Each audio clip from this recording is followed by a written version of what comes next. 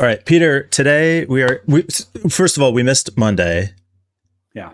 and we missed Thursday morning, but Shocking. here we're recording. We didn't take another 2-year break. Happy Friday morning. Yeah, happy Friday, boy. So today I want to talk about, this is on my mind a lot too, right? Like I use Claude a lot at work, and sometimes people feel guilty about using Claude too much or don't know how to take credit for it, whatever. So that's what I want to talk about on today's episode. Are you in? I'm in. All right. Do I have my intro? Where do we go? I feel like I lost my prompts. So There we professional. Consummate professional. I know. It's like, we've never done this before.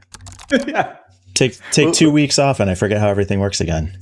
How many episodes have we done? Like 700? We started counting over again. Yeah, okay. So does that mean we get to blame all the mistakes on that? Okay, I know. right, anyway. Right. So there's a couple pieces to this. I think I mentioned before, I use Claude a lot for my work. I use Claude for a recent data warehouse build out that I did.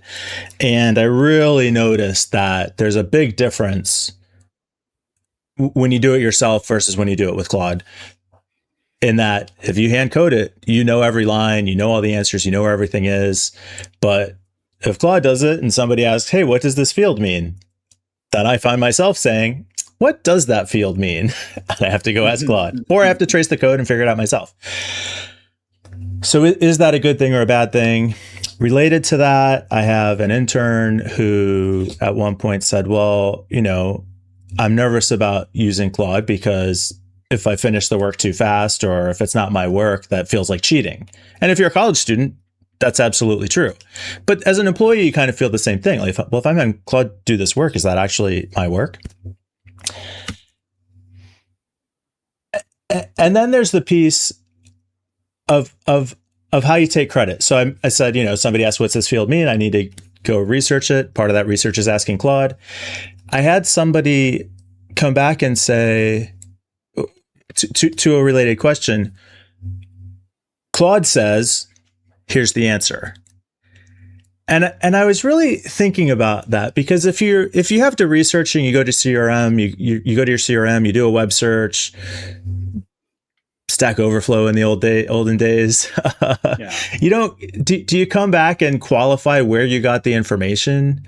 Is that relevant, or would I come if you treat Claude like an intern? It's a resource. Would I come back and say, oh well, my intern told me this, or would you take that information, validate it, and just make it your own and answer the question? Do I care that you got the information from Claude?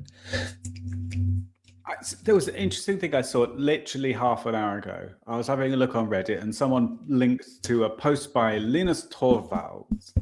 And it was something about AI code being contributed to the Linux kernel. And actually his statement, I didn't get to read it because it was a broken link. But I looked at probably generated by AI. Maybe, yeah. But I looked at the comments for the thread.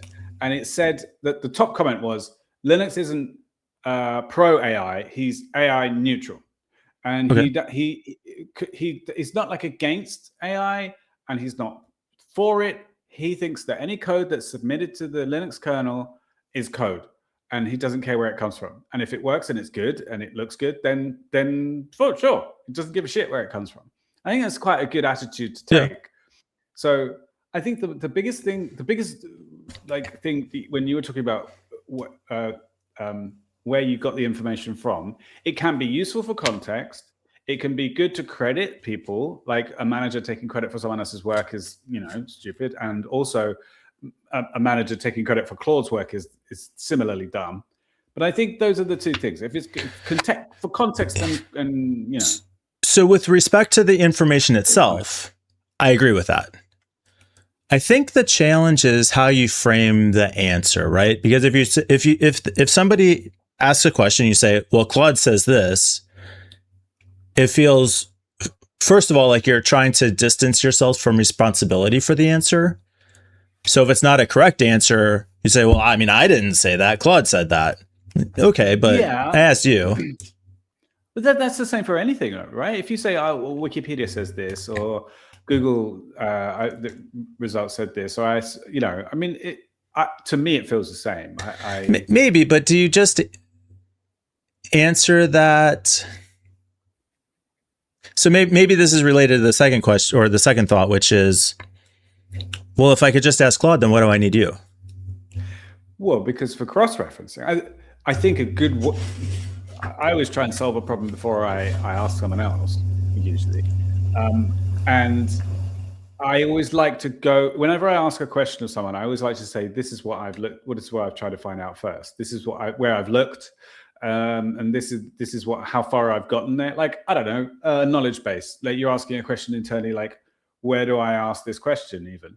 I checked here and I checked there and I couldn't find anything. So now I'm asking you. Like, it's that context set up, I think, which is important.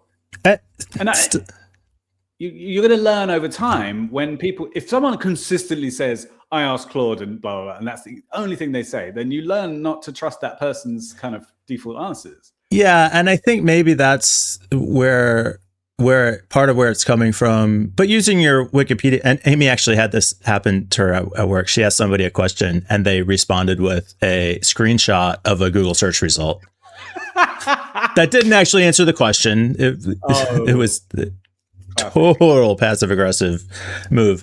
But to Wikipedia. Okay. So you ask a question and I go find the answer on Wikipedia.